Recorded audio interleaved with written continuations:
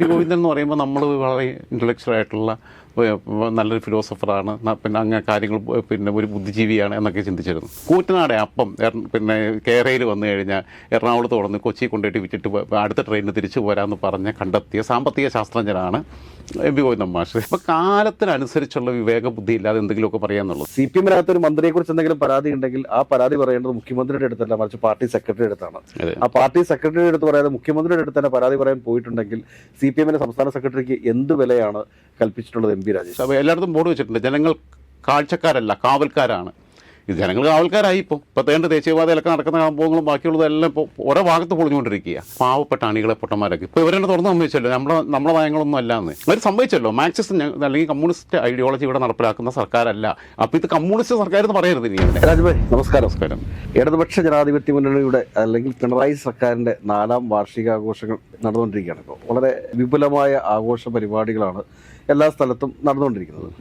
ഇതിനിടയിൽ നമ്മുടെ കണ്ണിൽപ്പെട്ട ഒരു കാര്യമാണ് CPIM സംസ്ഥാന സെക്രട്ടറി ആയിട്ടുള്ള MV ഗോവിന്ദൻ്റെ ഒരു ഇൻ്റർവ്യൂ.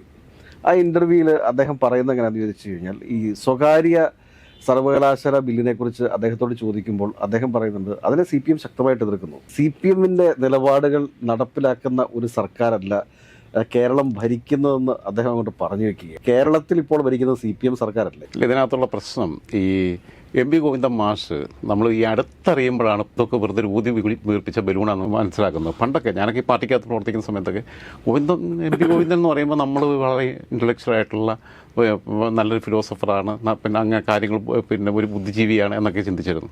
ഒന്നുമല്ല, ചുക്കനും ചുണ്ണാമ്പിനും പറ്റില്ല എന്നുള്ളത്. കൂറ്റനാടെ അപ്പം പിന്നെ കേരയിൽ വന്നു കഴിഞ്ഞാൽ എറണാകുളത്ത് തുടർന്ന് കൊച്ചി കൊണ്ടുപോയിട്ട് വിറ്റിട്ട് അടുത്ത ട്രെയിനിന് തിരിച്ചു പോരാമെന്ന് പറഞ്ഞ് കണ്ടെത്തിയ സാമ്പത്തിക ശാസ്ത്രജ്ഞനാണ് MV ഗോവിന്ദൻ മാഷ്. കൊച്ചിയിലുള്ളവരൊക്കെ ഇപ്പോൾ രാവിലെ ബ്രേക്ക്ഫാസ്റ്റ് കഴിക്കാൻ കിട്ടാതെ കുടുങ്ങിയിരിക്കുക, അവരൊക്കെ പട്ടിണികളൊക്കെ ഇപ്പോൾ. അപ്പോൾ എന്ന് കണ്ടെത്തി എത്രയോ ആ വിഷയത്തെ തന്നെ എത്രയോ നല്ല രീതിയിൽ അവതരിപ്പിക്കാം വേണമെങ്കിൽ. കേരളയിൽ അത്യന്താപേക്ഷിതമാണ് എന്നത് മറ്റ് ചില ഡാറ്റ വെച്ചിട്ട് അവർക്ക് വേണമെങ്കിൽ സമർത്ഥിക്കാമായിരുന്നു. അതിന് പകരം ഒരു വാല്യൂ ഇല്ലാത്ത, ഒരു നിലവാരമില്ലാത്ത ചില ഉദാഹരണങ്ങളൊക്കെ പറഞ്ഞു പോകുന്ന ഒരവസ്ഥയിലേക്ക് പുള്ളിക്ക് എന്താ പറ്റിയെന്ന് എനിക്കറിയത്തില്ല. സംസ്ഥാന സെക്രട്ടറി ആയിരിക്കുമ്പോഴും പുള്ളിക്ക് സർക്കാരിൻ്റെ പേരിൽ ഒരു കടിഞ്ഞാണും ഇല്ല എന്നുള്ളത് നമുക്കൊക്കെ ബോധ്യപ്പെടുന്നുണ്ട്. ആകെ PK ബിജുവിനെയും ദിനേശൻ പുത്രത്തിനെ ഇടവും ബലവും നടത്തിയാണ് കൊണ്ടുവന്ന് സ്വന്തമായിട്ട് ഗ്രൂപ്പിസ് ഉണ്ടാക്കിക്കൊണ്ടിരിക്കുന്നു എന്നുള്ളതൊക്കെ കഴിഞ്ഞു കഴിഞ്ഞാൽ പുള്ളിക്ക് പ്രത്യേകിച്ച് റോളൊന്നും കിട്ടുന്നില്ല. മന്ത്രിമാരെ ആരെങ്കിലും നിയന്ത്രിക്കാൻ പറ്റുന്നുണ്ടോ പാർട്ടിക്ക്? അങ്ങനെ പോകുന്നത്. പിന്നെ പുള്ളി പറയാൻ ഉദ്ദേശിച്ചത് ഇങ്ങനെയാണ്. ഇപ്പോൾ ഒരു ട്രോൾ മെറ്റീരിയലായിട്ട് പുള്ളി മാറിയെങ്കിലും പുള്ളി ഉദ്ദേശിച്ചത് ഇതൊരു കൂട്ട് മന്ത്രിസഭയാണ്. ആ മുന്നണി മന്ത്രിസഭയ്ക്കകത്ത് വരുമ്പോൾ വിവിധ കക്ഷികളുടെ താല്പര്യങ്ങളൊക്കെ ചേർത്ത് ആ വെള്ളമൊക്കെ ചേർത്തിട്ട് ഇത് പിന്നെ കമ്മ്യൂണിസം വിളമ്പി കൊടുക്കാൻ പറ്റുള്ളൂ, ഒഴിച്ചു കൊടുക്കാൻ പറ്റുള്ളൂ എന്നുള്ളതാണ് പുള്ളി ഉദ്ദേശിച്ചത്.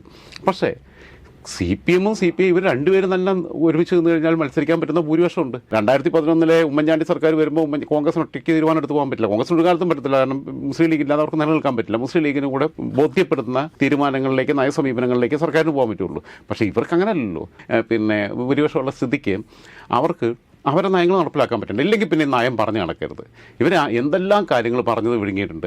ട്രാക്ടർ വന്നപ്പോൾ കത്തിക്കാൻ പോയവർ, അതിൻ്റെ ടയർ പിന്നെ പൊട്ടിക്കാൻ പോയവർ, ലാപ്ടോപ്പ് വന്നപ്പോൾ എതിർത്തവരൊക്കെയാണ് ഇവർ.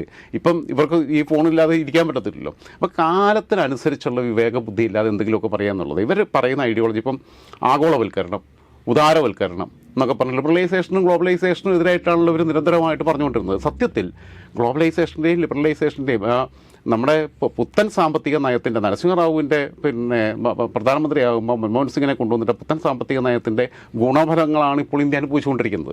അത് വലിയൊരു ചേഞ്ച് ഉണ്ടാക്കി.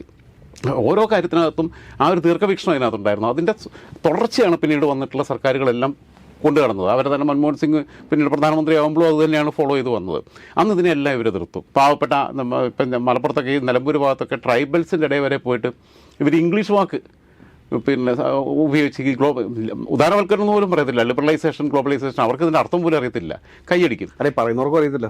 ആരോ പറഞ്ഞു പഠിപ്പിച്ചു കൊടുത്ത സാധനം അങ്ങനെ പറയുക. ഇതിനകത്ത് വേറൊരു സംഭവം ഉണ്ടായിട്ടുള്ളത് വെച്ച് കഴിഞ്ഞാൽ, മുഹമ്മദ് റിയാസിനെതിരെ സ്മാർട്ട് റോഡുകളുടെ ഉദ്ഘാടനവുമായി ബന്ധപ്പെട്ട് മുഹമ്മദ് റിയാസിനെതിരെ പരാതിയുമായിട്ട് മന്ത്രി MB രാജേഷ് മുഖ്യമന്ത്രിയെ കണ്ടതായിട്ടുള്ള വാർത്തകൾ പുറത്തേക്ക് വരുന്നുണ്ട്. ഇതിനകത്ത് എല്ലാം ഒരു തമ്മിലടി വളരെ ശക്തമാണ്. കാരണം മന്ത്രിമാർക്ക് ഫ്രീഡം കിട്ടുന്നില്ല. തങ്ങളുടെ വകുപ്പ്, തങ്ങളുടേതായിട്ടുള്ള ഒരു ഐഡിയ ഉപയോഗിച്ച് ഡെവലപ്പ് ചെയ്യാനോ പുതിയ പദ്ധതികൾ നടപ്പിലാക്കാനോ ഒന്നും സാധിക്കുന്നില്ല എന്നുള്ള ഒരു പരാതി വ്യാപകമായിട്ട് എല്ലാ മന്ത്രിമാർക്കും ഉണ്ട്. പക്ഷേ അവരത് തുറന്ന് പറയുന്നില്ല എന്ന് മാത്രമേ ഉള്ളൂ. തുറന്ന് പറഞ്ഞു കഴിഞ്ഞാൽ തൻ്റെ മന്ത്രിസ്ഥാനം പോകുമോ എന്ന ഒരു ഭയം CPM മന്ത്രിമാർക്കുണ്ട്. അതോടൊപ്പം തന്നെ ഘടകകക്ഷി മന്ത്രിമാർക്കുണ്ട്. ഈ ഘടകകക്ഷി മന്ത്രിമാർക്ക് എന്തുകൊണ്ട് ഈ ഭയം ഉണ്ടാകുന്നു എന്ന് ചോദിച്ചു കഴിഞ്ഞാൽ PC ചാക്കോ പലവട്ടം കത്ത് കൊടുത്തിട്ടും AK ശശീന്ദ്രനെ മാറ്റണ്ട എന്ന തീരുമാനം വന്നത് മുഖ്യമന്ത്രിയുടെ വശത്തു നിന്നാണ്. അതുകൊണ്ട് തന്നെ ഈ മന്ത്രിമാർ പലരും ഭയപ്പെടുകയാണ്. മുഖ്യമന്ത്രി വിചാരിച്ചാൽ ഒരു സുപ്രഭാതത്തിൽ തന്റെ മന്ത്രിസ്ഥാനം തെറിക്കുമോ എന്നൊരു പേടി പല മന്ത്രിമാർക്കുണ്ട്. അതുകൊണ്ടാണ് ആരും പരാതി പറയാതെ. പക്ഷേ ഇന്ന് മന്ത്രി MB രാജേഷ് മുഹമ്മദ് റിയാസിനെതിരെ പരാതിയുമായിട്ട് രംഗത്ത് വന്നിട്ടുണ്ട്. MV ഗോവിന്ദൻ മാസ്റ്ററുടെ രീതിയിൽ പറഞ്ഞ CPM നിലപാടുകൾക്ക് നേരെ ഘടകവിരുദ്ധമാണ്. CPM-നകത്ത് ഒരു മന്ത്രിയെക്കുറിച്ച് എന്തെങ്കിലും പരാതി ഉണ്ടെങ്കിൽ ആ പരാതി പറയേണ്ടത് മുഖ്യമന്ത്രിയുടെ അടുത്തല്ല, മറിച്ച് പാർട്ടി സെക്രട്ടറിയുടെ അടുത്താണ്. ആ പാർട്ടി സെക്രട്ടറിയുടെ അടുത്ത് പറയാതെ മുഖ്യമന്ത്രിയുടെ അടുത്ത് തന്നെ പരാതി പറയാൻ പോയിട്ടുണ്ടെങ്കിൽ CPM-ന്റെ സംസ്ഥാന സെക്രട്ടറിക്ക് എന്ത് വിലയാണ് കൽപ്പിച്ചിട്ടുള്ളത് MB രാജേഷ്? അല്ല, ഇവർ ക്യാബിനറ്റ് മീറ്റിംഗിൽ ഒരുമിച്ചിരിക്കുന്നവരെന്നുള്ളതിനപ്പുറത്ത് MB രാജേഷും റിയാസും രണ്ടുപേരും സംസ്ഥാന കമ്മിറ്റിയിലുള്ളവരാണ്. സംസ്ഥാന കമ്മിറ്റിക്കകത്തിരുന്ന് സംസാരിക്കാവുന്ന വിഷയങ്ങളാണ്. പറഞ്ഞ പോലെയാണ് പാർട്ടിയുടെ ഒരു രീതി അനുസരിച്ച്, പാർട്ടി ലൈൻ അനുസരിച്ച് അങ്ങനെയാണ് ചെയ്യേണ്ടത്. പിന്നെ ടീമിൻ്റെ ക്യാപ്റ്റൻ എന്നുള്ള രീതിയിൽ തൻ്റെ വകുപ്പിനകത്താൻ ആവശ്യമായിട്ട് കൈകടത്തുകയും തൻ്റെ വകുപ്പിന് കൂടി അർഹതപ്പെട്ട പങ്കുള്ള ഒരു കാര്യം അതിനെ ഒറ്റയടിക്ക് എൻ്റേതാണെന്നും പറഞ്ഞിട്ട് കാര്യം മുഞ്ഞ് കളിച്ച് റിയാസ് പോവുകയും ചെയ്തപ്പം റിയാസ് ഇതിപ്പോഴല്ല തുടങ്ങി എക്സൈസ് പോളിസിക്കകത്തും ഇടപെടാൻ നോക്കിയായിരുന്നു. പ്രഖ്യാപനം ഇടയ്ക്ക് നടത്തിയത് പിന്നെ MB രാജേഷ് അതൃപ്തി അറിയിച്ചു എന്നൊക്കെയുള്ള വാർത്തകൾ ഇതിനു മുമ്പ് ഏതാനും മാസങ്ങൾക്ക് മുമ്പുണ്ടായിരുന്നു. ഈ റിയാസ് സൂപ്പർ മുഖ്യമന്ത്രി അമയുകയാണ്. അതിന് കൈ അയച്ചിട്ടുള്ള നിയന്ത്രണമില്ലാത്ത രീതിയിൽ സ്വാതന്ത്ര്യം കൊടുത്ത് അഴിച്ചുവിട്ടിട്ടുമുണ്ട് പിണറായി വിജയൻ. പക്ഷേ ബാക്കിയുള്ള മന്ത്രിമാരുടെ അവസ്ഥ ഇപ്പോൾ സിബി പറഞ്ഞ പോലെ തന്നെയാണ്. 2016 തൊട്ട് 21 വരെ ഒന്നാം പിണറായി സർക്കാരിൽ അംഗമായിരുന്ന CPI-യുടെ ഒരു മന്ത്രി വ്യക്തിപരമായി പറഞ്ഞതാണ്, ക്യാബിനറ്റ് മീറ്റിംഗ് എന്ന് പറഞ്ഞു കഴിഞ്ഞാൽ ചെന്നിരിക്കാം, ചായ കുടിക്കാം, പുള്ളി കുറേ ഫയലും കൊണ്ടുവരും, പുള്ളി അത് വായിച്ച് കേൾപ്പിക്കും, ഇത്രയേ ഉള്ളൂ, ചർച്ചയില്ല. അതാണ് ക്യാബിനറ്റ് മീറ്റിംഗ്.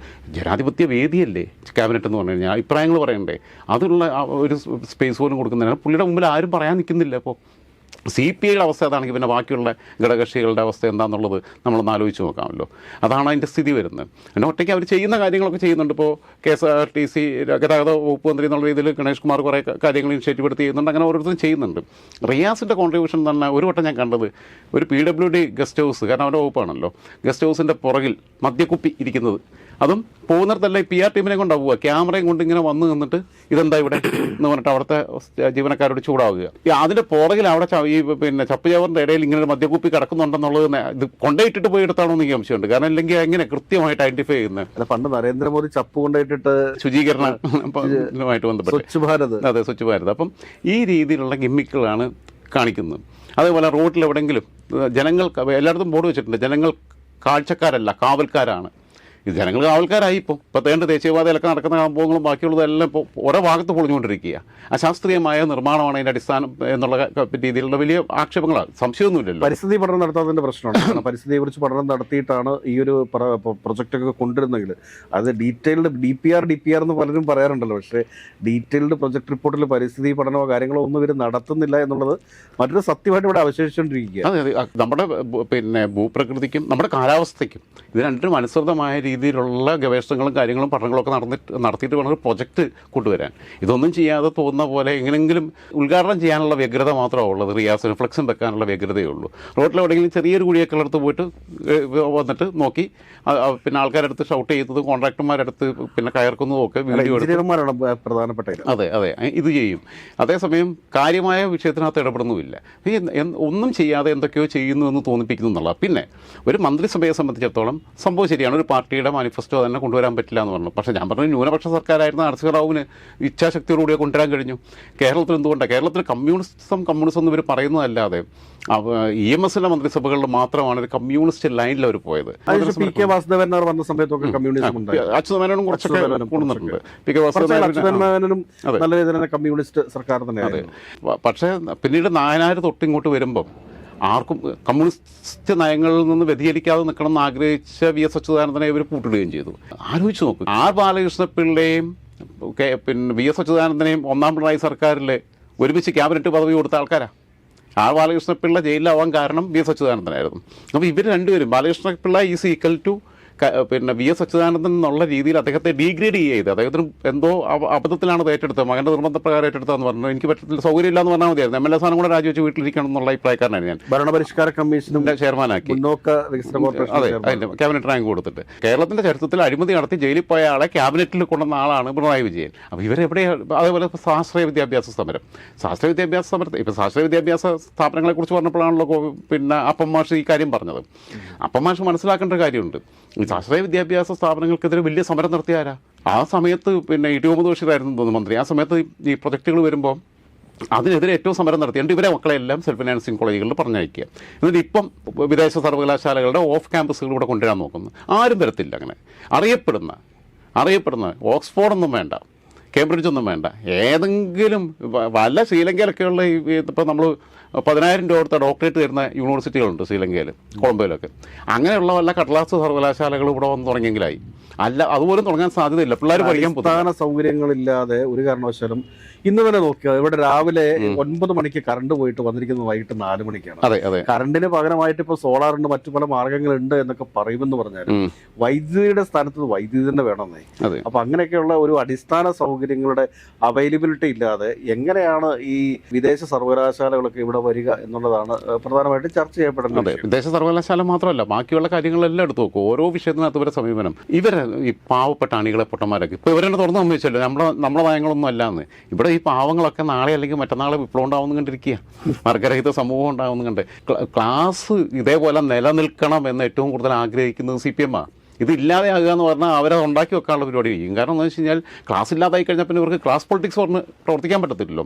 ഈ പാവങ്ങളുടെ ഇടയിൽ ഒരു കാലത്ത് നടക്കാത്ത സ്വപ്നം ഏംഗൽസും മാക്സും അന്നത്തെ കാലത്ത് അവർ വല്ല ഒപ്പിയമോ എന്തെങ്കിലും ഇപ്പൊ മറ്റേ അങ്ങനെ എന്താ അങ്ങനത്തെ വ്യത്യാസങ്ങളൊന്നും ഇല്ല.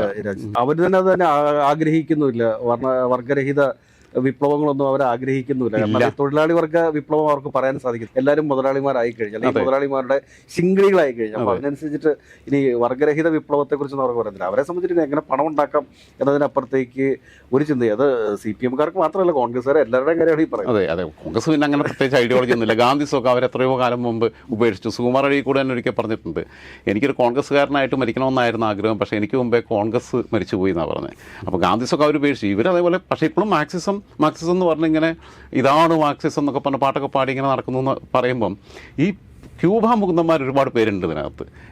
ആ കാറ്റഗറിയിൽ പെട്ട ആൾക്കാരാണ് ഗോവിന്ദന്മാഷൊക്കെ. ഇവരെല്ലാം പിന്നെ പറയുന്ന മനുഷ്യന് പകുതി മനസ്സിലാവാത്തതുകൊണ്ട് വലിയ കുഴപ്പമൊന്നുമില്ല.